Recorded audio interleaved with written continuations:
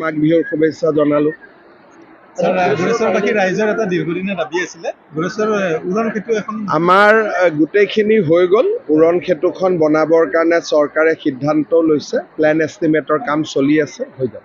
মহিলা উদ্যমিতা আঁচনিৰ অধীনত বহুকেইগৰাকী মহিলাক লাখপতি বাইদেউলৈ ৰূপান্তৰিত কৰাৰ পৰিকল্পনা। হয়, 33,000 মহিলা আজি আমাৰ গোৰেশ্বৰ সমষ্টিৰ উদ্যমিতা অভিযানৰ প্ৰথম কিস্তিৰ ধন লাভ কৰিব আৰু গোটেই অসমতে 32 লাখ মহিলা, এতিয়ালৈকে 18 লাখ মহিলাক আমি পুঁজি বিতৰণ কৰিলোঁ, 10,000 কম। আৰু এই আঁচনিখনে মহিলাসকলৰ মাজত আত্মবিশ্বাসৰো সৃষ্টি কৰিছে, আনন্দ আৰু উৎসাহৰো সৃষ্টি কৰিছে। আমাৰ লক্ষ্য হ'ল এই মহিলাসকলক লাখপতি বাইদেউ হিচাপে নিৰ্মাণ কৰা আৰু বিজ্ঞানসন্মতভাৱে আমি ধুনীয়াকৈ আগবাঢ়ি গৈ আছোঁ। মই ভাবোঁ যে আমি এই কামত নিশ্চিতভাৱে সফল হ'ম।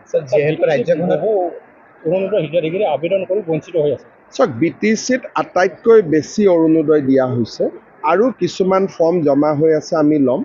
আমাৰ গোৰেশ্বৰ সমষ্টিতে 33,000 মহিলাক আমি দিছোঁ, বাকী জেগাত ইভেন জালুকবাৰীতো ইমান পোৱা নাই। মোৰ তাতে 29,000 পাইছে, ইয়াত 33,000 দিয়া হৈছে। গতিকে যথেষ্ট দিয়া হৈছে, কিন্তু অভাৱ আছে, মানুহক আৰু লাগে, আমি চেষ্টা কৰিম আৰু দিবৰ কাৰণে। নিৰ্বাচন সমাগত গুৰেশ্বৰ তামোলপুৰৰ প্ৰাৰ্থী কোন হ'ব বুলি গোটেই কথাখিনি ডিপেণ্ড কৰিব যে নিৰ্বাচনী বুজাবুজি কেনেকৈ হয়, আৰু নিৰ্বাচনী বুজাবুজি যি ধৰণে হ'ব সেইধৰণে আমি আগবাঢ়ি যাব লাগিব। অখিল গগৈয়ে মানে কংগ্ৰেছে ডেডলাইন বান্ধি দিছে, তেওঁ 20টা সমষ্টিতে মানে তেওঁ কেতিয়াবা কয় 42টা, কেতিয়াবা কয় 67টা, কেতিয়াবা কয় 126টা। অখিল গগৈক চিৰিয়াছলি নল'ব। অখিল গগৈ লাষ্টত 2টা বা 3টা চিট ল'ব কংগ্ৰেছৰ পৰা আৰু তাতে ইলেকশ্যন খেলিব, কাৰণ তেওঁৰতো ইমান কেণ্ডিডেটো নাই দিবৰ কাৰণে। তেওঁ এনেই মানুহবিলাকক এটা ভালো লাগে শুনি, তেওঁৰ ৰাতি শুনিব, আৰাম পাব। যিহেতু জাতীয় দল আৰু লুৰিণজ্যোতি গগৈৰ জাতীয় পৰিষদৰ অজিত ভূঞাৰ দলত কোন আছিল মই নিজেও নাজানো।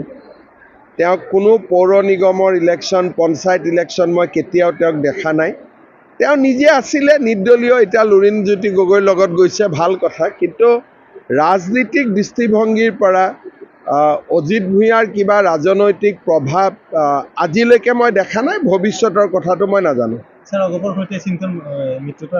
আমাৰ আলোচনা চলি আছে, অগপৰ লগতো চবৰ লগতে আলোচনা চলি আছে। 15 ফেব্ৰুৱাৰীৰ আগতে আমি ঠিক কৰি ল'ম। স্যাৰ, যিহেতু ৰাজ্যত জেহাদী হেপাইছে, এনআইৰ ইনভেষ্টিগেশ্যন কেতিয়ালৈকে? ইয়াত NIA বহুতকেইটা ইনভেষ্টিগেশ্যন কৰি আছে। কেইটামান দিন আগতেতো NIA ইনভেষ্টিগেশ্যনত কেইবাজনো ব্যক্তিৰ যাৱজ্জীৱন কাৰাদণ্ডও হৈছে। বহুতকেইটা কেছ আছে, এটা কেছ নহয়, কেইবাটাও কেছ আছে। স্যাৰ, যোৱাকালি যিহেতু আপুনি মানৱ ডেকা নামটো ঘোষণা কৰিছে, মই এইটো কৈছোঁ যে য'ত কোনো টিকেট বিচৰা তেনেকুৱা মানুহ নাই।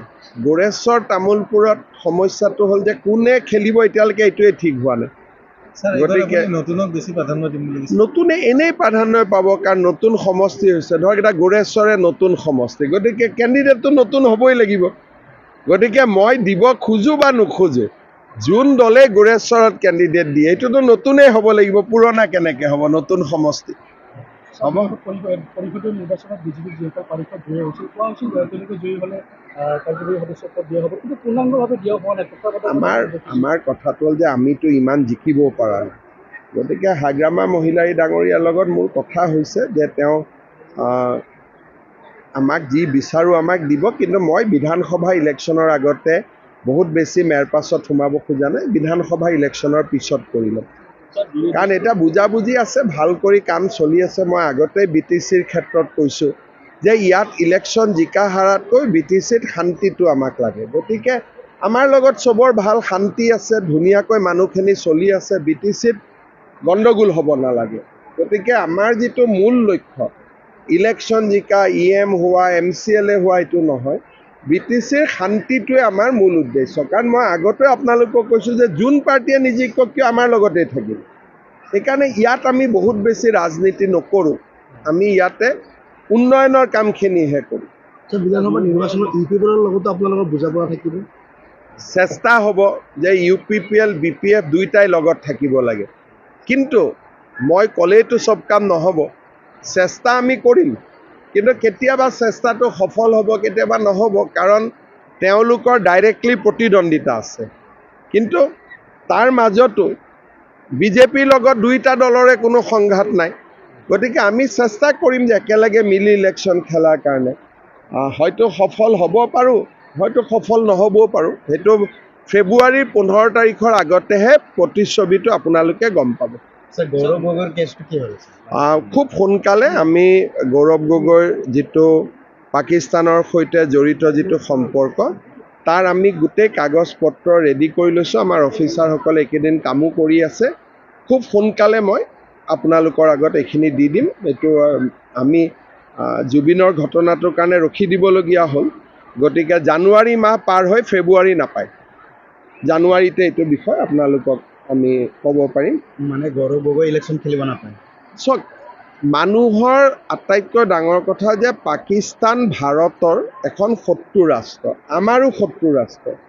ইলেকশ্যন খেলা নেখেলাতকৈও যে পাকিস্তানৰ লগত সম্পৰ্ক থকাটো উচিত নে অনুচিত, এই গোটেই কথাবিলাক অসমৰ ৰাইজে বিচাৰ কৰিব। আপোনালোকে চাওক, আজিৰ পৰা 4 মাহ আগতে গৌৰৱ গগৈয়ে স্বীকাৰ কৰিলে যে মোৰ 2টা ল'ৰা ব্ৰিটিছ। আজিলৈকেতো ভাৰতীয় নকৰিলে।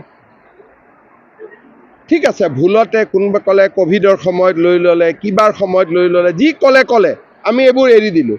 কিন্তু আজি 4 মাহ তেওঁ যদি ধৰি ল'লোঁ তেওঁ অসমৰ মুখ্যমন্ত্ৰী হ'ব খোজে, তাৰমানে মুখ্যমন্ত্ৰীগৰাকীৰ ঘৈণীয়েকো ভাৰতীয় নহয়, ল'ৰা ছোৱালী দুটাও ভাৰতীয় নহয়।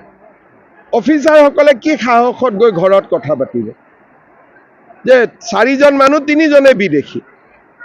গতিকে এই কথাবিলাক অসমৰ মানুহে জানে, বুজে, শুনে, আৰু অসমৰ মানুহে এনেকুৱা মানুহক কেতিয়াও অসমৰ বৰঘৰত সোমাবলৈ অনুমতি নিদিয়ে। তেওঁলোকে কি নাজানো, এইটোতো ভাৰতৰ সংবিধান প্ৰদত্ত নিয়ম। আপুনিও কাৰোবাৰ ওপৰত কমপ্লেইন দিব পাৰে, যিকোনো মানুহে 21 জানুৱাৰীলৈকে কমপ্লেইন দিব পাৰে যদি মোৰ কাৰোবাৰ ওপৰত সন্দেহ থাকে। তেওঁলোকে ভাবিছে যে বহুত নাম কাটা যাব, তেনেকুৱা নহয়, চবেই নটিচ পাব।